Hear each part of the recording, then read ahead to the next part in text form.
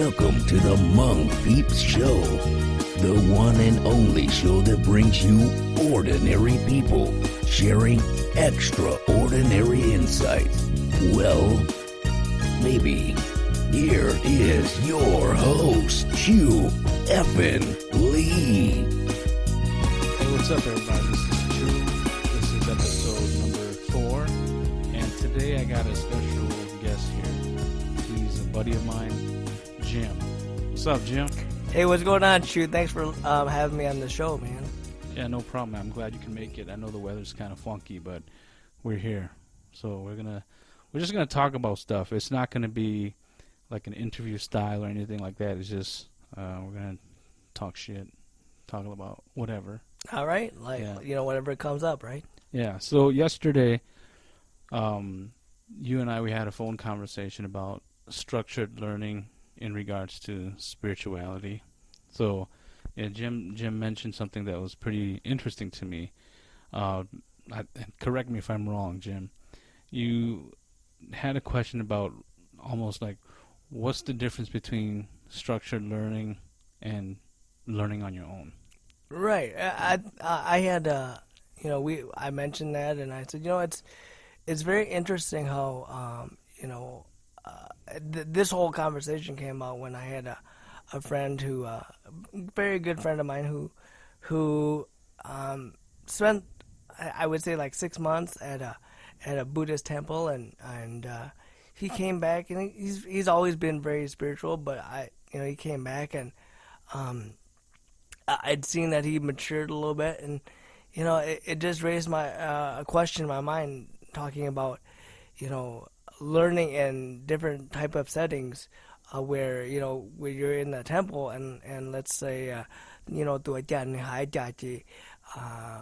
most of the people under him or in his supervision, they kind of they may or may not just go with the flow, versus like for myself or many other people out here who maybe have very little guidance or maybe no guidance at all.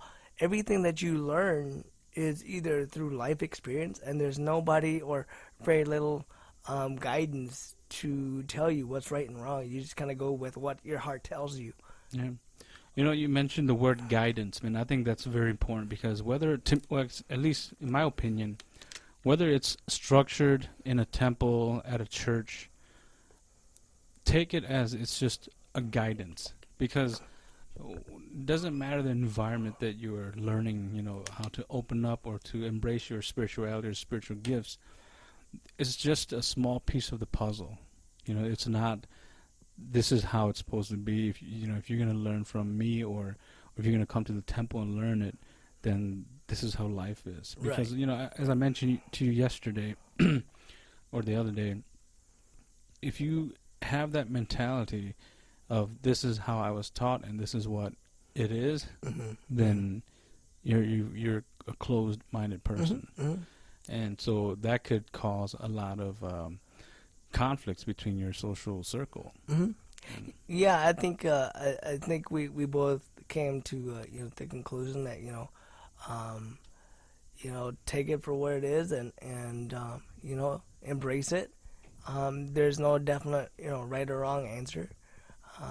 And I like you were saying earlier, and the other day is, joya lamong, you what don't enjoy sana, you chia that you mong or like or jong you mong go alaya you shoe you what don't pay sana. Right. I think you said something very poignant the other day when you said, we all have the same goal, but we just have different avenues of achieving those goals. And, we just have to, like you mentioned, we have to stay focused on the goal and not so much on the small stuff. Yeah, and I mentioned the movie X-Men. Right? Yeah. I talk about how you look at the movie The X-Men, and of course we have that Xavier guy as the leader, kind of, but mm-hmm. you have Wolverine, you have Storm, you have Cyclops. They all have different powers, but then they have the same goal in mind, which is in that movie they fight evil, right? And and you don't hear Wolverine telling Cyclops, dude, that's not how you protect people. Not with your eyes, man. Right? You're supposed to have my claws too, man. So what you're doing is wrong. Or like you were saying the other day, dude, what's up with your eye? Yeah. Right. So, yeah, man, we got to keep in mind, whether you guys, I know there's a conflict, and it's not a subject that many people feel comfortable talking about. When we talk about spiritualities, for example, shamans and Christians, right? Or pastors and Christians. You often see or hear about the conflicts of one side criticizing or judging or making fun of the other side. Well, yeah, and I think it's a very good point. And then the other side of the coin that I'm sure you've experienced too, much like myself, is now you have like you not only have the Christian and the shaman component, but then you have like the old school shaman versus the new school shaman, and how that kind of there's a little bit of animosity or conflict within that circle, and for me, I'm not all about conflict, I'm more very much like you said, where keep your eye focused on the goal, and the goal is to help people, and that's always been the goal. And I think sometimes along the way, we kind of lose track of that.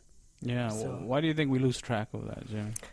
I think we the number one thing I think is you lose track because of the fact that no matter what your gift is, right, is a very good friend of mine who's also a practicing shaman. They mentioned to me, they said, the goal is not you as the healer or the seer, right? Whatever your gift may be. Our goal is the patient or the person who came to us and is seeking our help. Yeah. The goal is for them to get better, to help them get to their goal. It's not, our gifts aren't meant to make money. Our gifts aren't meant to, to brag about what you can or can't do. At the end of the day, it's about the person who came to you and who asked for help. I think a lot of times people forget about that. I think sometimes, obviously, like, I know that with some people, you do seafood, 炸油锅, 炸油锅那样, 炸油它的油, they kind of like leave rules saying, you have to ask for this much before, 落地多比啥的也得落地多谁也很高呢，不要 here's a baseline price that you have to go with, and there's no negotiations.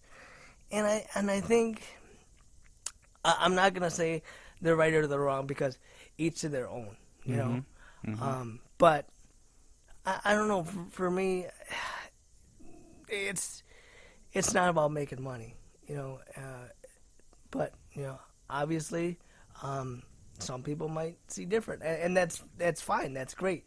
That's why it makes it such a wonderful world, right? Everybody has their own perspective, and they're all entitled to that. So, well, what do you think, buddy? I think there's many variables to why people lose track of the goal. That's my Bollywood ringtone. It's kind of sexy, man. I think so.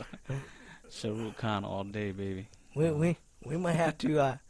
You might have to show me some of your new dance moves. I wish, dude. See? Let me just put this on silence. This is just not the regular podcast, folks. Yeah. Well, as I was saying, Jimmy, there's many variables to why people lose track. I think what stands out the most for me is people start losing track of the ultimate goal of healing others, because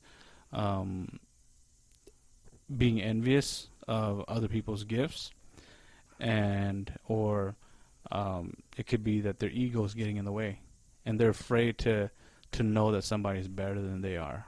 I've encountered a lot of shamans and just spiritually gifted people who lose sight of the main goal because they don't want to be looked at as I couldn't do this. I couldn't help you. So if I can't help this person because they came to me, then it's going to ruin my reputation. So the reputation, relates to the ego as well. Right. And maybe you've heard me, Jim, say this many times where we have to be humble with what we have. Definitely, If we can't, it's okay to say, hey, I'm sorry, I can't help you. I'd rather have people do that than try to challenge the issue at hand. And for example, a lot of when you need to perform some type of exorcism or removing a bad spirit from a house or from a person, people get in trouble because people, when I say people, I'm referring to spiritually gifted people, whether it's shamans or psychics or however you want to call them. Those folks get in trouble because they are afraid to say no, that I can't remove that dark energy or dark spirit from you, and then they challenge it and they think, well, I've never done it or I'm gonna do it. Yeah. And then once they do it, a lot of the times the outcome doesn't come out very well.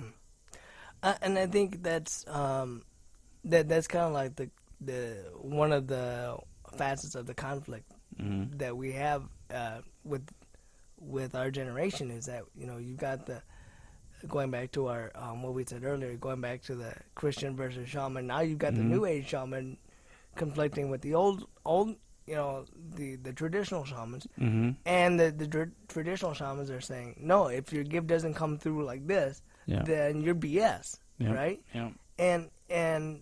But like we were saying in our previous conversation, we were saying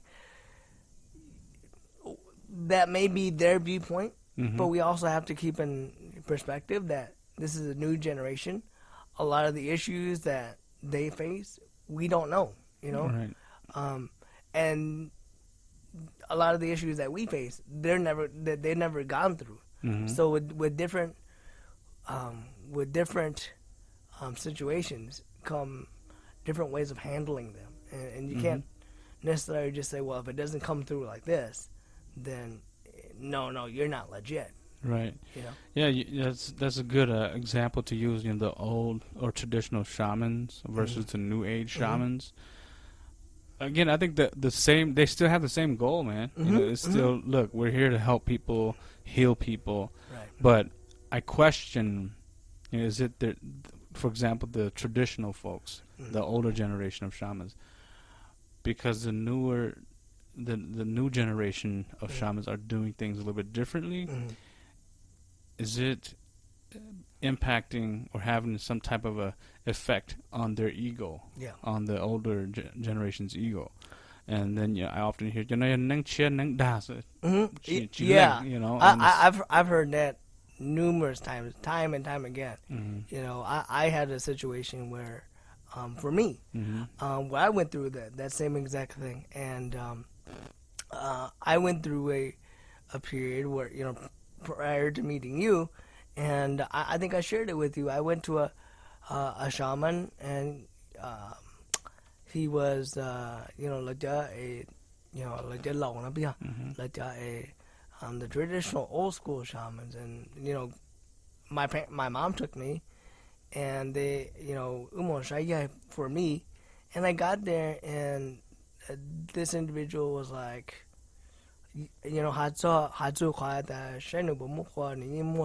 okay. That she had that you more Joyce food and made such a law, the Ning Chow, okay. Ya may more and Tassie food and more short, the Ning Long. And then which that didn't bother me, right? But his next comment, their next comment did, and their next comment was because,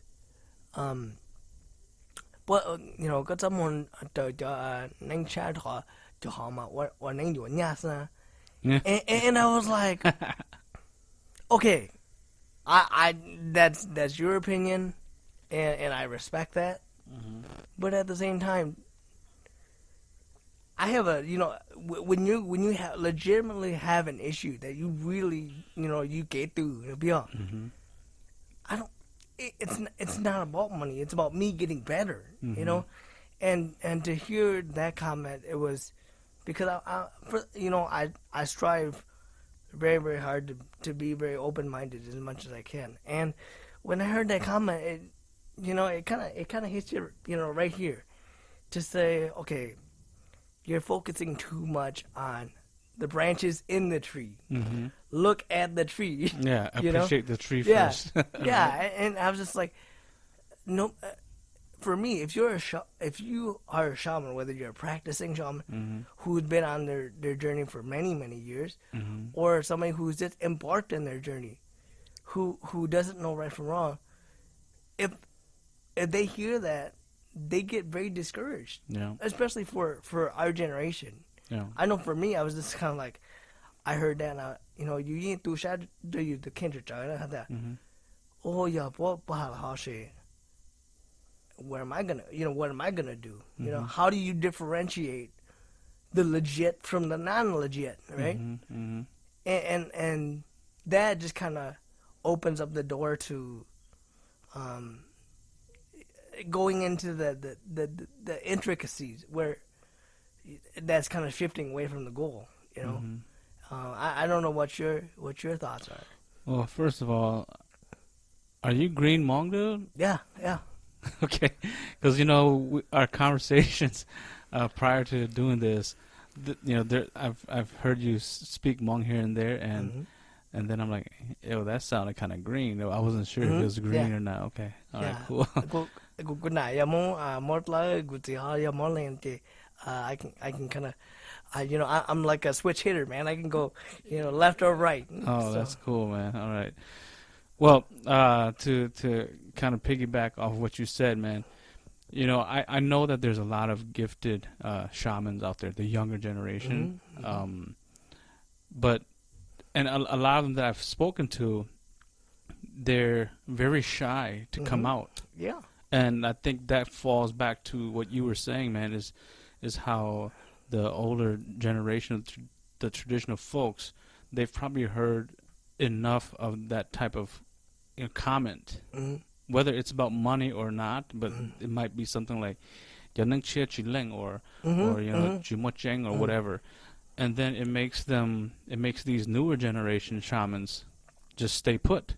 Say, you know what, I've already been judged, but this is my calling and I can't ignore it, so I'm going to pursue this, but I'm going to pursue it under the radar. Yeah. And then when they go under the radar, I think what happens is it's a very unfortunate situation, because then other people, other new generation shamans are trying to figure out, or they probably think, shit, I'm alone. Yeah. It's great that you said that, because I felt that way for the longest time, right?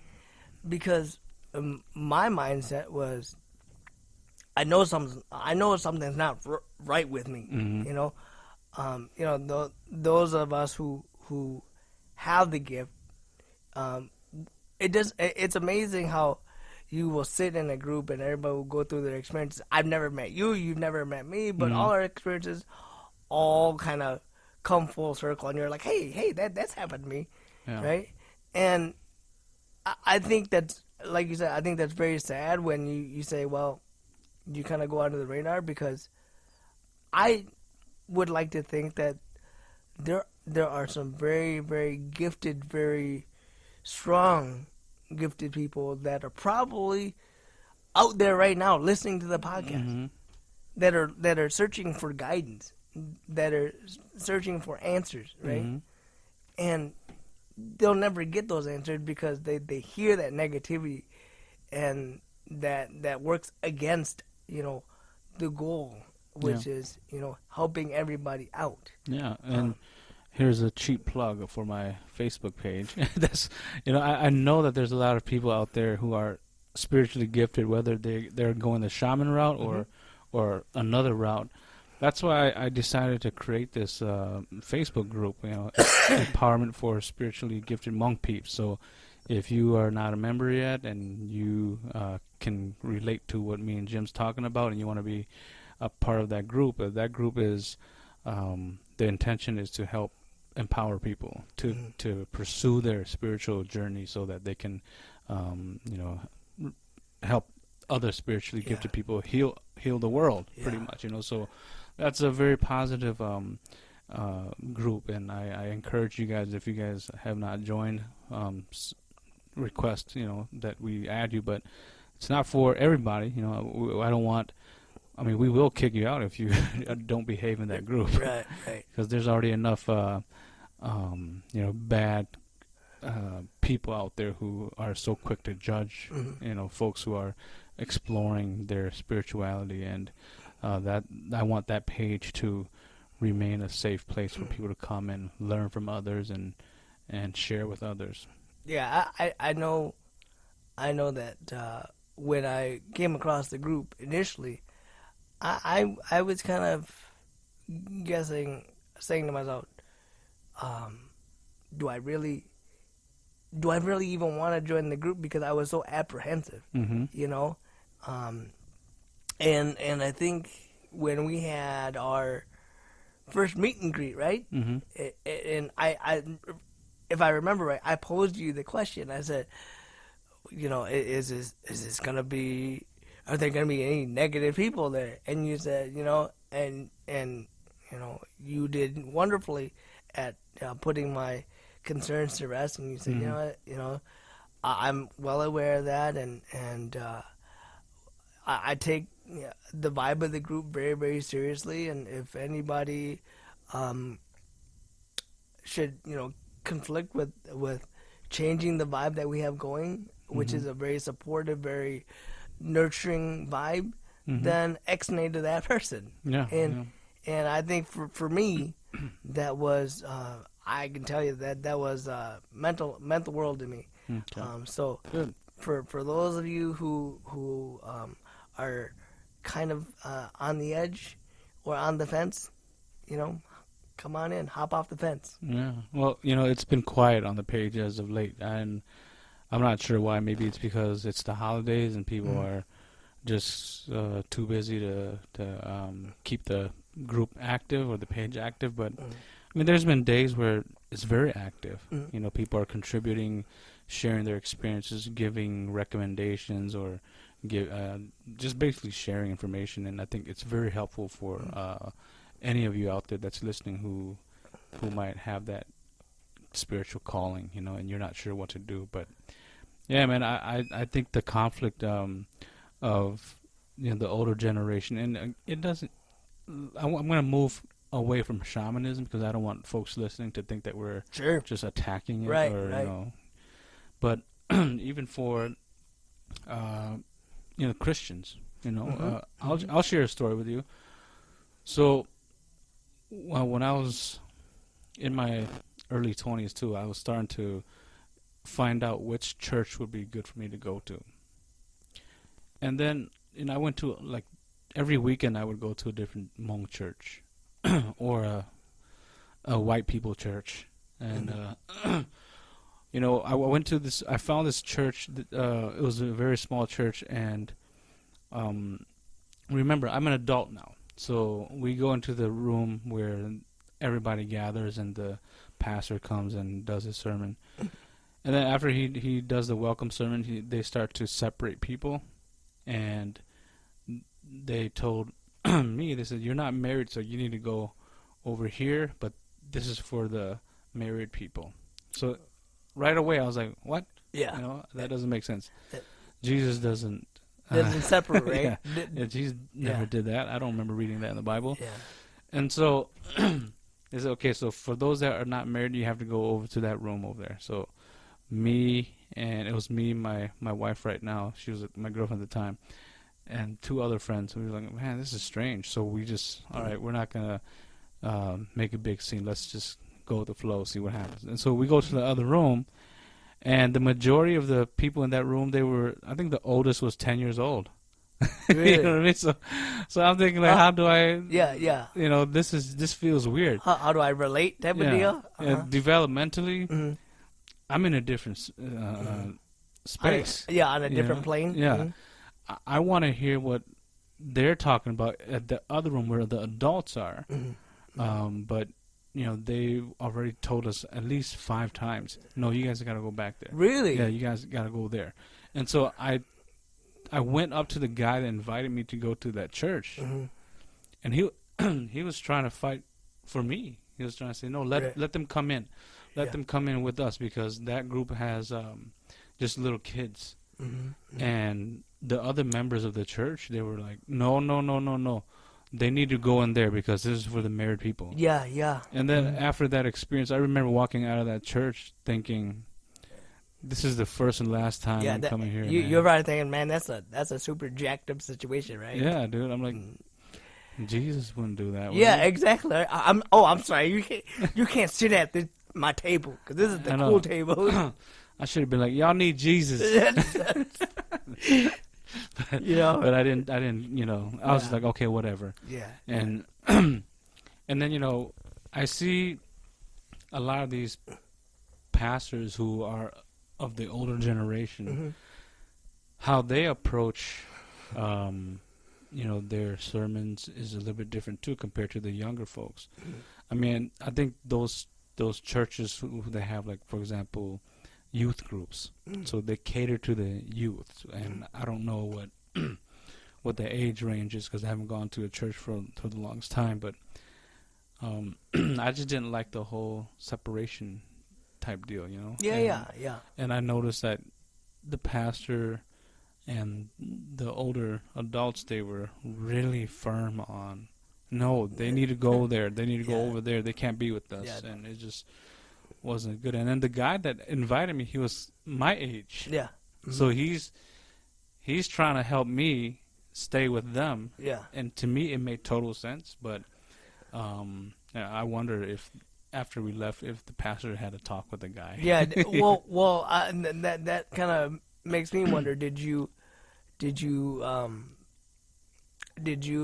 and your wife get a chance to connect with him later and with the friend that invited you and be like, well, No, we haven't connected since that day. Really? Yeah. Okay. And I'm open to connecting with him, but I think maybe Nitsamwana, because he was kind of caught in the middle. Oh. You know what I mean? Here, I'm trying to put myself in his shoes, so sure. from one angle, he's like, I invited, these are my guests. Yeah. And I want them to feel safe and feel welcomed here.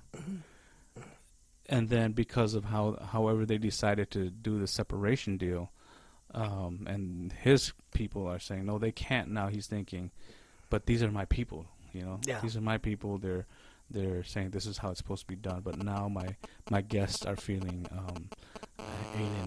Yeah. And what do I do? What do I do? So, something's.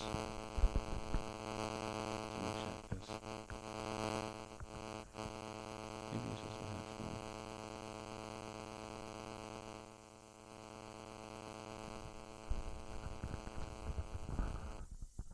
Oh, it's gone. Okay, sorry about that.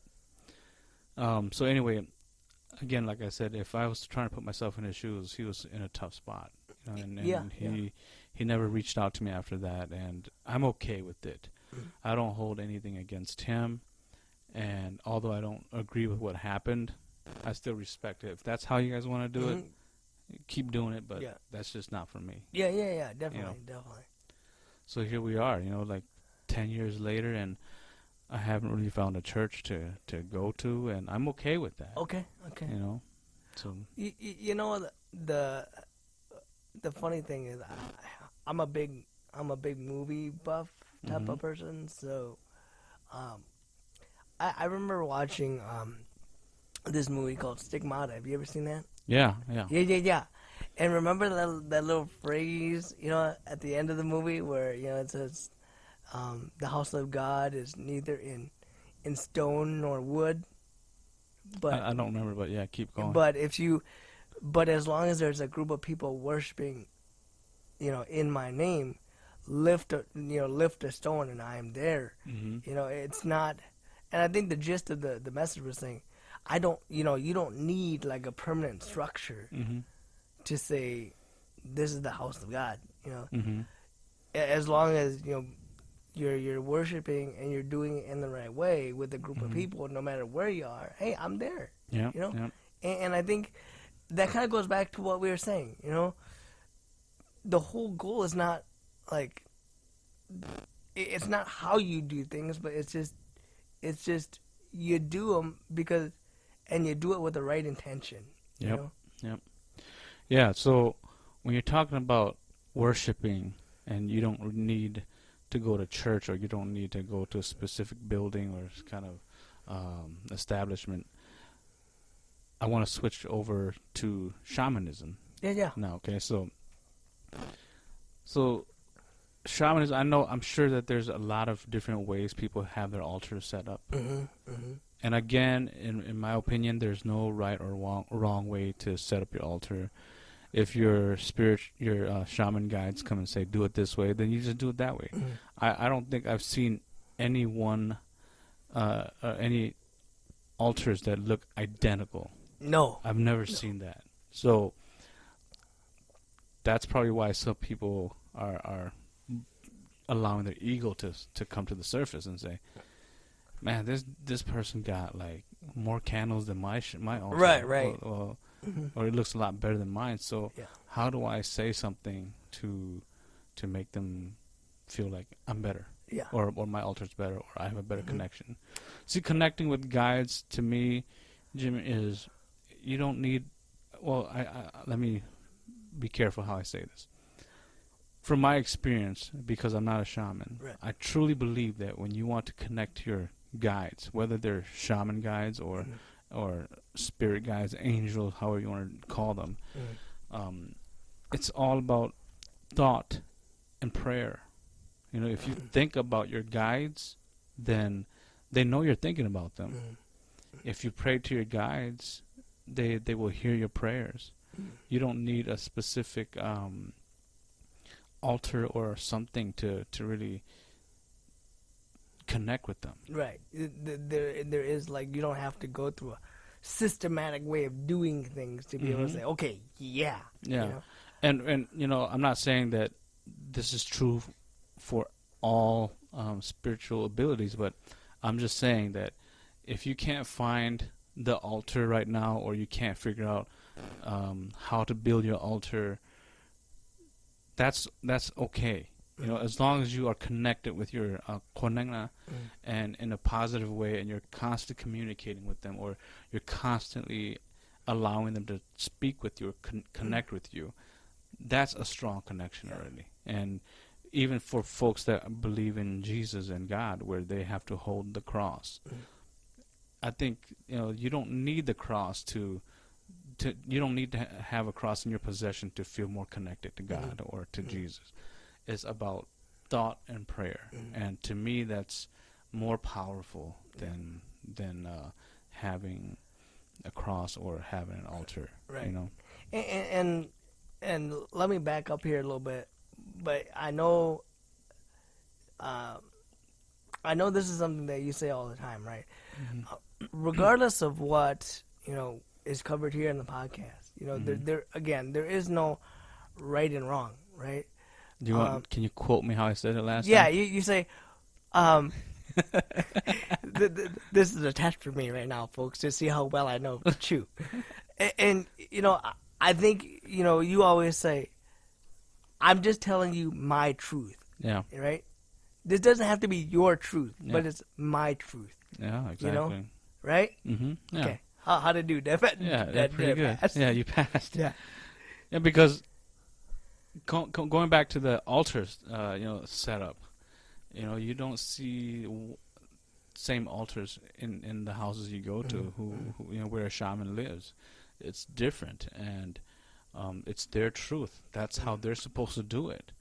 And who am I to come in and say, wait a minute, man, you don't have enough incense up there, or that's too flashy, who am I to say that? This is, if their guides told them to do it that way, then we need to respect that. Because again, guess what? They still have the same goal as me. We're supposed to heal and help people. Well, and I think I've been to houses where of shamans that You know, their altars literally will take up like a whole room. Mm-hmm. You know, and then I've seen people who have very simple setups. You know, and I walk into the people who have the large setups. Like, well, oh my god, Mm-hmm. this thing's huge. You Yeah. know, and then you know even I have to in the words of you know the famous rapper, you know, I have to check myself Mm-hmm. and say, hey, how they do things it's how they do things. Mm-hmm. You know, it may I may agree with it or not agree with it, but it's okay. Mm-hmm. You know, so respect them for that. Yeah. Yeah, but I've seen different types of altars too. I saw this one guy. He had, like you said, dude, it took up the whole room. Mm-hmm, mm-hmm. And at first, I was like, "Is this a playhouse?" Mm-hmm. It was that big, dude. Mm-hmm. And then another guy I saw, he had an altar that looked like perfect. It was just mint condition, and I was thinking, man, that could be a dollhouse, like a little Barbie house, but it's not. You know, maybe he may have used the design or the concept of a Barbie doll house or whatever. But when I looked at it, I was just, because whenever I see those type of altars where it looks like a house, I grew up seeing that being used as doll houses for little kids to play Barbie or whatever. And you know, the way they keep it and the way they respect the altar, I mean, I gotta give them a lot of props, dude. Oh yeah, it's like crisp, clean, dude. Yeah, so some people take it to a whole new level. Mm-hmm. You know, and it's funny how, you know, you'll run into like the OGs, right? Mm-hmm. That you know, and they, oh no. 到要加油了他嘛，你有举说呢，哎，这lump呢，哎，only it's supposed to be this big up until 个的 seafood jacket 个路他的单 and I'm like, what is up with all the protocol? Mm-hmm. You know, it just, for me, I kind of, I hear that all the time. Mm-hmm. And I'm just like, it leaves me seriously dumbfounded as a young person, you know, just embarking on my spiritual journey, you know, and sometimes I'm just like, you know, it just leaves you shaking your head. Yeah. Like, this is what I'm going to experience, you know, and who's really got my back, you know, and who's gonna tell me some honest, non-judgmental information, you know. Mm-hmm. Mm-hmm. Yeah, it's all about information too, Jimmy. I mean, information is very important. I mean, whether you get information from a mentor or directly from your guides, you have to pay attention to it. At the minimum, you know, don't just ignore it. Okay. So here's a question for you that just kind of popped in my head, and I'm, you know, sorry if I'm kind of. Are you reading me, man? No, I'm just kind of like, no, I'm not cheating. But you know, if I seem to drift away from the topic here, no problem, you know, forgive me. But have you run into people that? Well, actually, here. Let me just tell you my situation. Maybe it will. Maybe you'll kind of get it. I've run into people, like when I first was starting to learn about, oh, maybe I have these gifts or something's not right with me, right? And I encountered people who were like me, right? And so my initial thought in the beginning was, you're just like me, so we're on the same boat, you know. So you'll try to help me out. And then I found out that's not always the case. Some people aren't as open to helping you, you know. I had a situation where the person told me straight out, and they said, I am not your personal psychic, and you know, and I never thought of that person like that, right? But just the way, and because I'm very, I would say very empathic, Mm-hmm. you know. So just the way she said it, not just the wordage, just her verbiage, her tone, Mm-hmm. and the way it hit me, it was very abrasive, and it was almost like somebody shut the door on you, you know. Oh, okay. And I'm like, have you ever run into that? Yeah, I have. I do have a few people who constantly call me or try to figure out a way to contact me, whether it's through Facebook or my phone text message. Where I almost feel like, you know what, who am I really to you? You know, like maybe my understanding of what we have, this friendship, is not really a friendship, and you just call me whenever there's you're in some type of conflict or dilemma. It's never, hey, True, how you doing? How you been? What's new? It's more like, Yeah. What can so you do for me? no, it's more like, hey, my boss, I want to know if he's cheating on his wife. And first of all, that's, how does that help you? You know. Yeah. So like, for example, they'll just contact me and just ask me questions. Almost, basically, they're just trying to get a reading out of me. You know, and I've learned to be able to say no, and my way of saying no is I'm not going to reply. You know, I'm not going to text you back. I'm not going to respond back to you. How do you, or how would you reply, let's say, if you were in person? Because I know, like, over Facebook, it's easy. You just, don't reply, right? Well, here's what I usually say to people when they ask a lot of questions that to me is not very important. And again, some of you guys listening to this might say, well, who are you to say what's important, what's not important, True? Well, here's how I determine it. If there's a strong information coming from my guide saying, yeah, you need to help this person, they'll make me feel like this is a legitimate question or a legitimate situation where I need to help them. But when I don't feel that, and even though information still comes through, and I just don't have that sense like this is very important for this person, how I say this, how I say no to people is what I kind of said earlier, which is, how is this information going to help you? And when I say this, sometimes it'll come off as, damn, he's an asshole. Why is he not trying to answer my questions? But if you think I'm an asshole, you're forgetting to think about how you are towards me. You're a bigger asshole. Yeah. Or whatever. And the thing is, I may have asked you, how you politely reply to those people, but I'm also throwing it out to the listeners too.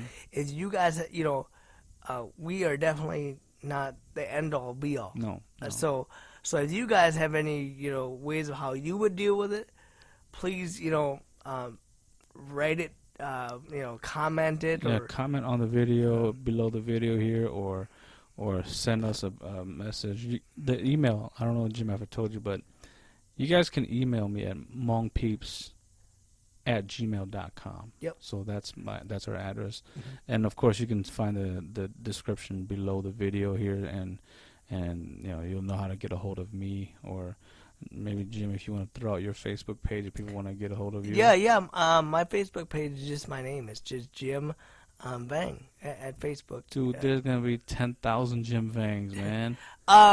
There's and when you type up my name, there'll be a picture of A stud, right? there'll be there'll be a picture of a stud, but unfortunately, it's still not me. It's my dad. So it'll be like a guy in a white dress shirt and dark pants standing in the balcony. So that'll be me. And like I said, if anybody needs to get a hold of me, just message Chu, and you can contact me, and then I'll connect you with Jim. Yeah, dude. So I've encountered those people, man. There's this Hispanic lady.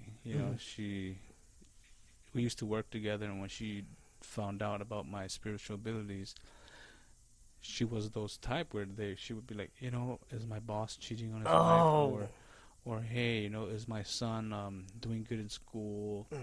Just very simple questions that sometimes I think you can find that out by yourself. You know, Yeah. you don't really need me to answer those. And then, you know, when I get a sense that it's just about drama, then I'm not afraid to say, how is that going to help you? Yeah. How is this information going to help you? So for those of you who are listening, and when I kind of described my Hispanic friend, you might be able to relate to it because you're those people.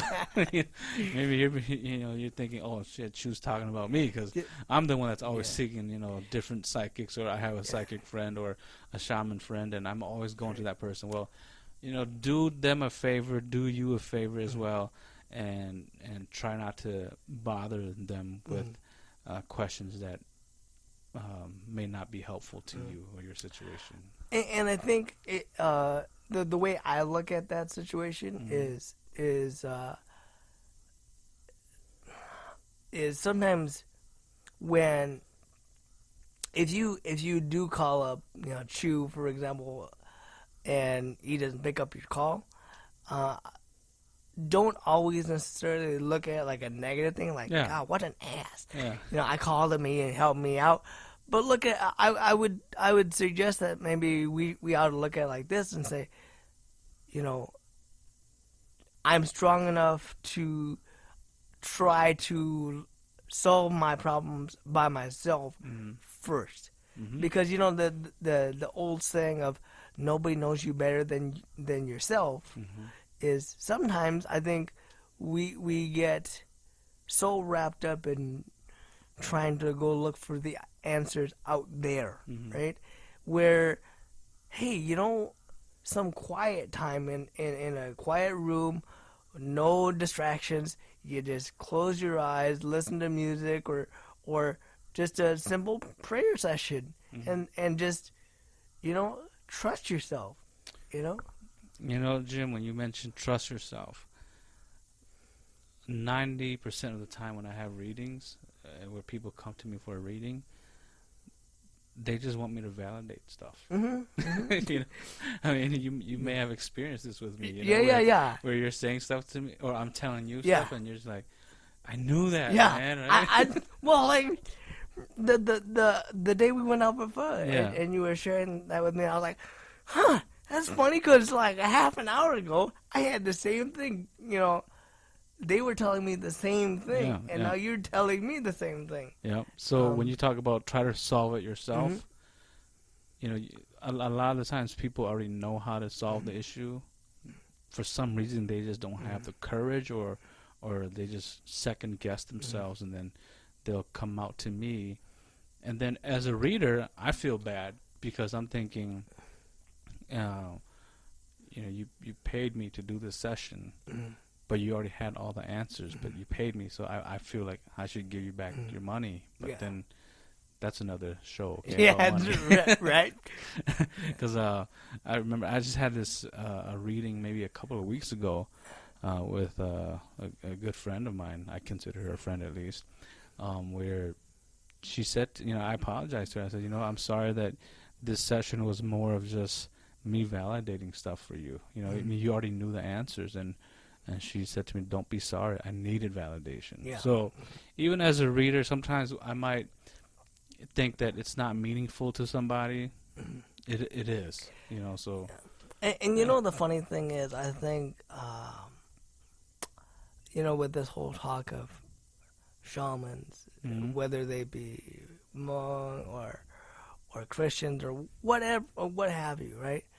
People, I think sometimes we forget about the human aspect, right? And by that I mean, hey, we have 5 senses, you have a pair of eyes, you have a pair of ears, and sometimes it's not about can you tell me this or tell me that, but just having somebody sit there and go, let me listen to you. I have no, gifts whatsoever, but as a friend, let me give you some of my time. Let me, bring you over, take you out, listen to you, just sit there and just hear you out. Yeah, the previous podcast I talked about something relating to that, Jim, which is, if being able to make people comfortable enough for them to share personal stories with you as you just sit there and listen, that in itself is a gift. You come off as this person who's very comforting, calm, and that's what the other person needed in that moment in time. And if you were able to offer that peace of mind or that energy where they are comfortable to share with you, that is a gift already. And then the show before this one, I was saying we cannot take those things for granted. We cannot be envious because I'm a good listener. That's not enough for me. I want to see ghosts. I want to see dead people. Yeah. And as I said on the other show, no, you don't. You don't really want to see dead people. Right? It's not what you think. Well, I think it's like you covered it, or you alluded it to it in the previous podcast, and you answered it a little bit. Be careful what you ask for, because you may open a door that once it's opened, you don't know how to shut. So, but that's just me. Yeah, well, we're coming up to the hour here, so we're going to shut it down for now, Jim, and we'll do another show together. I appreciate you coming out, man. Hey, man, fun. thank you. And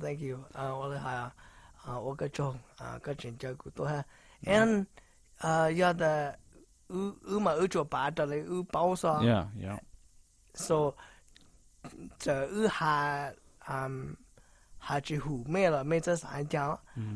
this is, like I said, this is just a place for everybody to come and feel secure and supportive. And like I said, if anything that we said resonates with any of you, definitely we are not the end all be all. So right.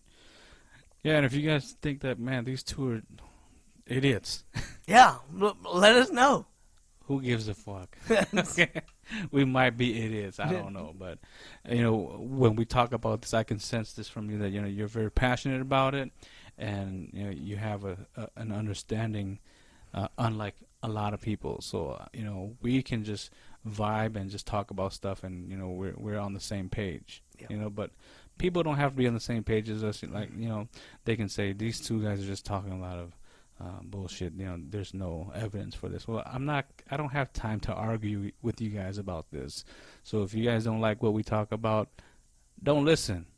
That's all. But if you like what we talk about and you, like Jim said, if it resonates with you, listen to us more. Yeah. And hopefully if you take nothing away from this podcast, hopefully our goal is this, is that hopefully it sheds light for you. On your journey, however far you are, whether it be beginning, middle, or further along, whatever. Yeah. And I also just want to say this too before we officially end the show tonight. As you guys can tell, Jim's personality and my personality may be different. I have a potty mouth. I swear I say what I think is on my mind, and we'll save this for another show, which is, don't put spiritual people on a pedestal. No, right? Because and I think it's great that you said that, because I say that, right? Don't put me on a pedestal, because what do you put on pedestals? Very valuable things. But what happens to the valuable things when they fall off the pedestal? Yeah. They break. Yeah, and I'm human like everybody out there. I make mistakes. I'm not the smartest person, and I can own that, and I'm okay with it. So, if you guys think that, man, True, the way he is presenting this material, I don't like how he cussed too much. You can make a comment and say, True, can you stop cussing? And guess what? I'm not, because that's just me, okay? And if you don't like to cuss, hey, more power to you. If you like to cuss more than me, come on my show. Just kidding. All right, so folks, thanks for listening. It was fun, Jim. You're gonna come back and we're gonna do more of these things. Yeah, definitely. Like I said, you have what I had short要的国帮到咩了，要帮到就要帮到，但是有了，要的帮到呢就长得到自然也古巴个到这古人巴个也古巴知道这古人还这行，但是在在古巴知道个了要古吃饱了 ，it's okay， 要碰下去呢。And so that if I don't have the answer for you, we'll go find the answers. Yeah, absolutely, man. All right, folks, that's it for now. Have a good night. Stay tuned. I have just a last plug. Yesterday I mentioned, or the other show, I mentioned that I'm going to do one of these podcast episodes where it's a gift for those of you who are interested. It's totally free. It's going to be about how you connect with your guides, how do you communicate with them better, and how do you connect with them better. And this is a lesson from my mentorship course. It's one of 8 lessons, and I'm going to throw this out as a free gift because the holidays are coming up, and I'm sure that when you listen to this, whether you're seasoned or you're just a beginner at your spiritual journey, I think and I believe you will find some helpful tips and strategies on how to connect better with your guides. All right, so have a good night. We'll talk to you guys soon. All right, stay safe, everyone. Peace.